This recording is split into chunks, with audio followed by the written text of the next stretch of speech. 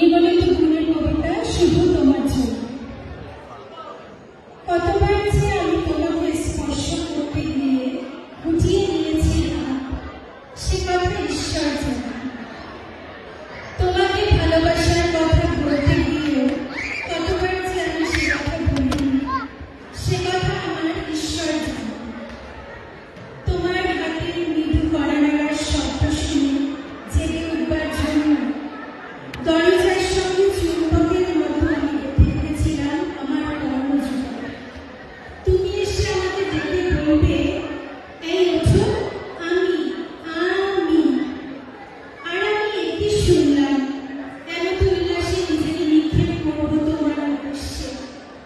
কতবার যে এমন একটি দৃশ্যের কথা আমি মনে মনে কল্পনা করেছি, সে কথা আমার ঈশ্বর জানে।